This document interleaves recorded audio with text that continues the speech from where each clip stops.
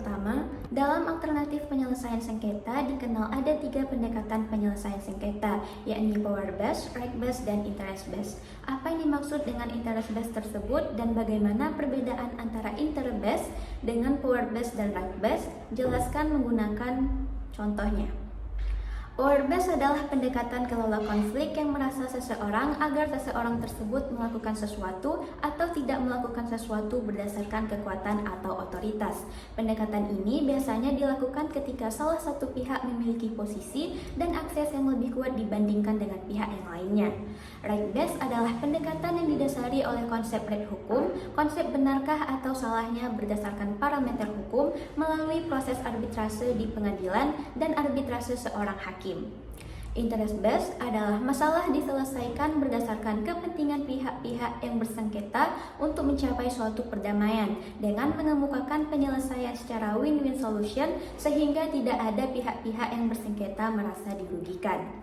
Adapun perbedaannya, power based, pendekatan pengelolaan sengketa dengan berdasarkan pada kekuatan atau kekuasaan untuk memaksa seseorang untuk berbuat sesuatu atau tidak berbuat sesuatu. Biasanya dilakukan apabila satu pihak memiliki posisi dan akses yang lebih kuat daripada pihak yang lain, mencerminkan kepentingan pihak yang lebih kuat dan dapat mengarah pada keadaan win-loss solution di mana ada pihak yang dimenangkan dan ada pula pihak yang dikalahkan di sisi lainnya.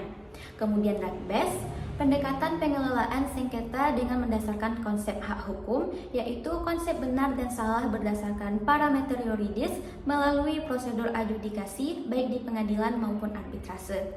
Pencari keadilan yang ingin menyelesaikan sengketa harusnya terlebih dahulu mengajukan perkaranya ke pengadilan yang berwenang atau melalui arbitrase. Dan interest based, pendekatan pengelolaan sengketa dengan mendasarkan pada kepentingan atau kebutuhan pihak-pihak yang bersengketa, bukan melihat pada posisi masing-masing. Solusi diupayakan mencerminkan kepentingan pihak yang bersengketa secara mutual, win-win solution, termasuk pendekatan interest based diantaranya negosiasi, mediasi, dan konsiliasi. Dengan demikian, perbedaan antara power based, right based, dan interest based dalam alternatif penyelesaian sengketa adalah dalam pendekatan yang digunakan untuk menyelesaikan sengketa. Power based menggunakan kekuatan, right based menggunakan konsep hak, dan interest based menggunakan kepentingan pihak-pihak yang bersengketa.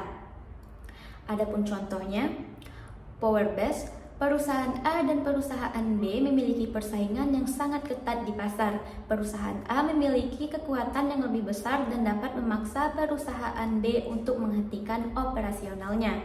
Contoh right based, seorang pekerja memiliki hak untuk menerima upah yang sesuai dengan peraturan, sehingga pekerja tersebut mengajukan gugatan ke pengadilan untuk memperjuangkan haknya. Dan contoh dari interest based, seorang pekerja memiliki kebutuhan untuk meningkatkan upahnya. Pekerja tersebut berdiskusi dengan perusahaan dan mereka bersepakat untuk meningkatkan upah dengan syarat pekerja tersebut meningkatkan produktivitas. Pertanyaan yang kedua, secara yuridis, penyelesaian sengketa dapat dilakukan secara adjudikasi dan non-adjudikasi. Apa yang dimaksud dengan penyelesaian sengketa secara adjudikasi tersebut dan bagaimana perbedaan antara penyelesaian sengketa secara adjudikasi dengan penyelesaian secara non-adjudikasi? Adjudikasi adalah proses hukum yang membantu mempercepat dan memberikan keputusan terkait konflik. Sedangkan non-adjudikasi adalah sistem penyelesaian sengketa di luar pengadilan atau proses adjudikasi. Adapun perbedaannya, adjudikasi adalah proses penyelesaian sengketa melalui pengadilan. Adjudikasi dilakukan apabila para pihak tidak dapat menemukan kesepakatan, dan adjudikasi memiliki wewenang untuk mengambil keputusan atau memberikan solusi atas permasalahan yang tengah terjadi. Sedangkan non-adjudikasi adalah sistem penyelesaian sengketa di luar pengadilan. Non-adjudikasi dapat dilakukan melalui proses non-formal seperti negosiasi, mediasi, konsiliasi, dan lain-lain. Non-adjudikasi juga tidak memiliki wewenang untuk mengambil keputusan atau memberikan solusi atas permasalahan yang sedang terjadi. Adapun contohnya, adjudikasi, seorang pengusaha mengajukan gugatan ke pengadilan terhadap pemerintah karena tidak diberikan izin usaha yang sesuai dengan peraturan. Dan contoh dari non-adjudikasi yaitu seorang pekerja dan perusahaan tempatnya bekerja bersepakat untuk menyelesaikan sengketa melalui negosiasi. Mereka bersepakat untuk meningkatkan upah pekerja dengan syarat pekerja meningkatkan produktivitas. Soal yang ketiga, penyelesaian sengketa secara non-adjudikasi dapat dilakukan melalui konsultasi, negosiasi, mediasi, dan konsiliasi. Apa yang dimaksud dengan penyelesaian sengketa melalui konsiliasi tersebut dan bagaimana perbedaannya dengan konsultasi, negosiasi, dan mediasi? Penyelesaian sengketa secara non-adjudikasi melalui konsiliasi adalah proses penyelesaian sengketa yang dilakukan di luar pengadilan, yaitu melalui proses perundingan antara para pihak yang bersengketa dengan dibantu oleh seorang mediator yang independen dan profesional. Adapun perbedaannya, penyelesaian sengketa secara non-adjudikasi melalui konsultasi, negosiasi, mediasi, dan konsiliasi adalah konsultasi adalah proses penyelesaian sengketa yang dilakukan melalui diskusi dan perundingan antara para pihak yang bersengketa dengan dibantu oleh seorang konsultan yang independen dan profesional. Sedangkan negosiasi, mediasi, dan konsiliasi adalah proses penyelesaian sengketa yang dilakukan melalui bantuan seorang mediator atau konsiliator yang independen dan profesional. Adapun contohnya, konsultasi. Seorang pekerja mengajukan gugatan ke pengadilan terhadap perusahaan tempatnya bekerja karena tidak diterima gaji yang sesuai dengan peraturan, sehingga pekerja tersebut berdiskusi dengan perusahaan dan merupakan bersepakat untuk meningkatkan upah pekerja dengan syarat pekerja meningkatkan produktivitas. Negosiasi, seorang pengusaha mengajukan gugatan ke pengadilan terhadap pemerintah karena tidak diberikan izin usaha yang sesuai dengan peraturan. Pengusaha tersebut berdiskusi dengan pemerintah dan mereka bersepakat untuk mengubah syarat usaha tersebut. Mediasi, seorang pekerja dan perusahaan tempatnya bekerja bersepakat untuk menyelesaikan sengketa melalui mediasi. Mereka bersepakat untuk meningkatkan upah pekerja dengan syarat pekerja meningkatkan produktivitas. Konsiliasi, seorang pengusaha dan pemerintah bersepakat untuk menyelesaikan sengketa melalui konsiliasi. Mereka bersepakat untuk mengubah syarat usaha yang sesuai dengan peraturan. Konsiliator membantu para pihak untuk mencapai kesepakatan tersebut. Soal yang keempat, kompetensi arbitrase sebagai salah satu bentuk alternatif penyelesaian sengketa. Menurut Pasal 5 Undang-Undang Nomor 30 Tahun 1999, hanya sengketa di bidang perdagangan dan mengenai hak yang menurut hukum dan peraturan perundang-undangan yang dikuasai sepenuhnya oleh pihak yang bersengketa. Sedangkan sengketa yang tidak dapat diselesaikan melalui arbitrase adalah sengketa yang menurut peraturan perundang-undangan tidak dapat perdamaian. Kompetensi arbitrasi mengacu pada batas-batasan yang mengatur jenis sengketa yang dapat diselesaikan melalui arbitrase. Menurut Pasal 5 Undang-Undang Nomor 30 Tahun 1999 tentang arbitrase dan alternatif penyelesaian sengketa. Dalam konteks ini, arbitrase adalah cara penyelesaian sengketa di luar pengadilan yang didasarkan pada perjanjian arbitrase yang dibuat secara tertulis oleh para pihak yang bersengketa. Arbitrase merupakan penyerahan sukarela sengketa kepada pihak ketiga yang netral yang disebut arbiter dengan perjanjian bahwa keputusan arbiter akan final dan mengikat. Sebagai contoh, sengketa di bidang perdagangan seperti sengketa antara dua perusahaan mengenai pelanggaran kontrak dapat diselesaikan melalui arbitrase. Jika kedua perusahaan telah sepakat untuk menyelesaikan sengketa tersebut melalui arbitrase, mereka dapat membuat perjanjian tersebut kepada arbiter yang netral. Keputusan arbiter akan menjadi final dan mengikat bagi kedua pihak. Soal nomor 5, berdasarkan Pasal 5 Undang-Undang Nomor 30 Tahun 1999 tersebut, apakah sengketa perceraian dapat diselesaikan melalui arbitrase? Jelaskan dengan mengemukakan dasar hukumnya. Pasal 5 Undang-Undang Nomor 30 Tahun 1999 tentang arbitrase dan alternatif penyelesaian sengketa umum berbunyi, arbitrase adalah cara penyelesaian suatu sengketa perdata di luar peradilan umum yang didasarkan pada perjanjian arbitrase antara para pihak yang bersengketa. Dalam Pasal 5 Undang-Undang Nomor 30 Tahun 1999, arbitrase hanya diperbolehkan untuk sengketa perdata, tidak termasuk sengketa perceraian. Sengketa perceraian adalah sengketa yang terkait dengan pernikahan dan perceraian yang tidak termasuk di dalam definisi sengketa perdata. Dengan demikian, perceraian, berdasarkan Pasal 5 Undang-Undang Nomor 30 Tahun 1999, sengketa perceraian tidak dapat diselesaikan melalui arbitrase. Sengketa perceraian harus diselesaikan melalui pengadilan agama atau pengadilan umum yang berwenang. Soal nomor 6, menurut Martin Hunter, ada 4 alasan penting maka para pihak lebih memilih arbitrase dalam menyelesaikan berbagai sengketanya, yakni flexibility, focusing on the main issue, speed, dan cost. Apa yang dimaksud dengan focusing on the main issue tersebut dan apa pula arti dari flexibility, speed, dan cost? Jelaskan dengan mengemukakan contohnya.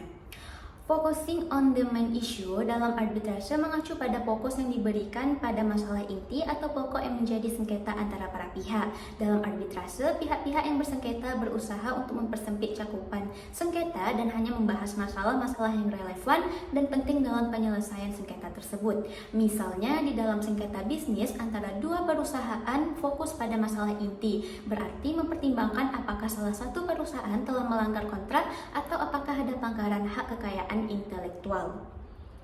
Pengertian flexibility dalam arbitrase mengacu pada kemampuan dari para pihak untuk menyesuaikan proses penyelesaian sengketa sesuai dengan kebutuhan dan preferensi mereka. Arbitrase memberikan kebebasan bagi para pihak untuk menentukan aturan prosedural, pemilihan arbiter, tempat penyelenggaraan, dan bahasa yang digunakan dalam proses arbitrase. Sebagai contoh dalam arbitrase, para pihak dapat sepakat untuk menggunakan bahasa Inggris sebagai bahasa yang digunakan dalam proses arbitrase meskipun bahasa resmi negara tersebut adalah bahasa Indonesia. Pengertian speed dalam arbitrase, speed mengacu pada kecepatan penyelesaian sengketa dibandingkan dengan proses litigasi di pengadilan. Arbitrase sering dianggap lebih cepat daripada litigasi karena prosesnya yang lebih sederhana dan tidak terikat dengan jadwal pengadilan yang padat. Sebagai contoh, dalam kasus sengketa bisnis yang kompleks, proses litigasi di pengadilan dapat memakan waktu bertahun-tahun sebelum mencapai putusan akhir. Namun dalam arbitrase, para pihak dapat menyelesaikan sengketa mereka dalam waktu yang lebih singkat.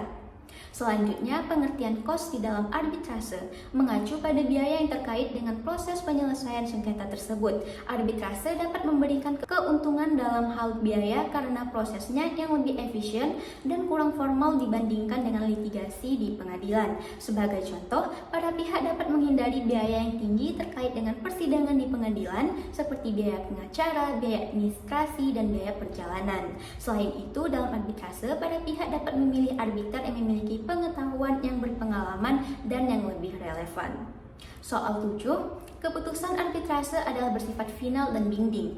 Apa yang dimaksud dengan keputusan arbitrase yang bersifat final dan binding tersebut? Jelaskan dengan mengemukakan contoh dan dasar hukumnya.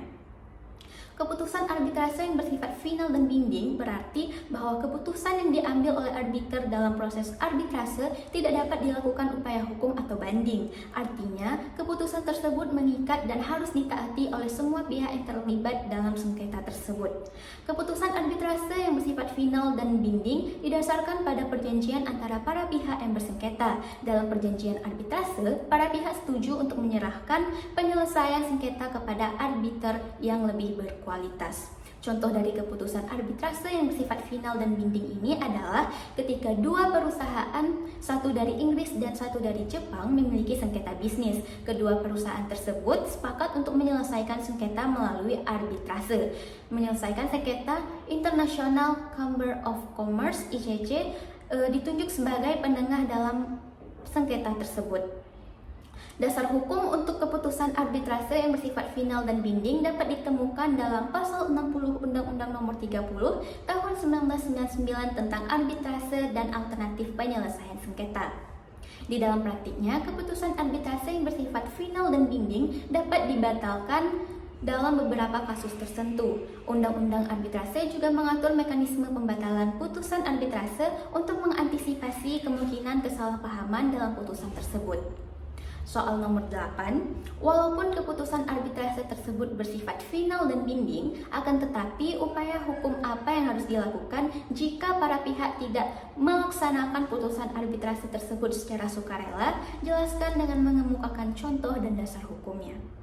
Meskipun putusan arbitrase bersifat final dan binding mengikat, Terkadang ada situasi di mana salah satu atau kedua belah pihak tidak melakukan putusan tersebut secara sukarela. Dalam hal ini, terdapat beberapa upaya hukum yang dapat dilakukan untuk menegakkan putusan arbitrase yang tidak dilakukan secara sukarela. Salah satunya, upaya hukum yang dapat dilakukan adalah dengan mengajukan permohonan eksekusi putusan arbitrase kepada Ketua Pengadilan Negeri. Namun, sebelum mengajukan permohonan eksekusi, penting untuk memastikan bahwa putusan arbitrase tersebut telah memenuhi persyaratan yang ditetapkan oleh undang-undang. Misalnya, putusan arbitrase harus memenuhi ketentuan mengenai kesalahan administratif dan tidak dipenuhinya ketentuan yang mengakibatkan putusan arbitrase tidak dapat dilaksanakan. Di dalam praktiknya, terkadang pihak yang kalah dalam arbitrase melakukan berbagai upaya untuk menunda pelaksanaan putusan arbitrase atau membatalkan putusan tersebut. Adapun contoh dan dasar hukumnya, sebagai contoh, jika dalam suatu arbitrase terdapat putusan yang tidak dilaksanakan secara sukarela oleh salah satu pihak, pihak yang merasa dirugikan dapat mengajukan permohonan eksekusi putusan arbitrase kepada Ketua Pengadilan Negeri. Permohonan eksekusi ini didasarkan pada pasal 64 Undang-Undang Nomor 30 Tahun 1999 tentang arbitrase dan alternatif penyelesaian sengketa. Selain itu, jika pihak yang tidak puas dengan putusan arbitrase dan ingin membatalkan putusan tersebut, dapat diajukan permohonan pembatalan putusan arbitrase. Dasar hukum untuk menegakkan putusan arbitrase yang tidak dilaksanakan secara sukarela dapat ditemukan di dalam Undang-Undang Nomor 30 Tahun 1999 tentang arbitrase dan alternatif penyelesaian sengketa. Undang-undang ini mengatur tentang penyelesaian sengketa atau beda pendapat antara para pihak melalui arbitrase dan menyatakan bahwa putusan arbitrase bersifat lebih final dan mengikat. Soal nomor 9. Keputusan arbitrase yang sudah bersifat final dan binding tersebut menurut Undang-Undang Nomor 30 Tahun 1999 juga masih dapat dibatalkan jika memenuhi persyaratan yang telah ditentukan oleh persyaratan perundang-undangan. Jelaskan syarat-syarat untuk dapat membatalkan suatu keputusan arbitrase yang sudah bersifat final dan binding tersebut. Menurut Undang-Undang Nomor 30 Tahun 1999 tentang arbitrase dan alternatif penyelesaian sengketa, keputusan arbitrase yang sudah bersifat final dan binding dapat dibatalkan jika memenuhi persyaratan yang telah ditentukan oleh peraturan perundang-undangan. Terdapat beberapa persyaratan yang harus dipenuhi untuk dapat membatalkan suatu keputusan arbitrase yang sudah bersifat final dan binding. Di antaranya, adanya unsur-unsur surat atau dokumen palsu. Keputusan arbitrase dapat dibatalkan jika terdapat dugaan bahwa keputusan tersebut mengandung unsur-unsur surat atau dokumen yang palsu. Penyembunyian dokumen oleh pihak lawan. Jika terdapat dokumen yang disembunyikan oleh para pihak lawan, keputusan tersebut dapat dibatalkan.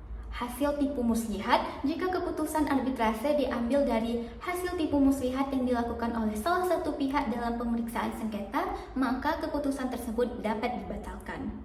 Adapun contoh persyaratan pembatalan keputusan arbitrase yang sudah bersifat final dan binding adalah ketika terdapat dugaan bahwa keputusan tersebut didasarkan pada dokumen palsu atau terdapat dokumen yang disembunyikan oleh para pihak lawan. Dasar hukum untuk pembatalan keputusan arbitrase yang sudah bersifat final dan binding terdapat di dalam pasal 70 Undang-Undang Nomor 30 1999 tentang arbitrase dan alternatif penyelesaian sengketa.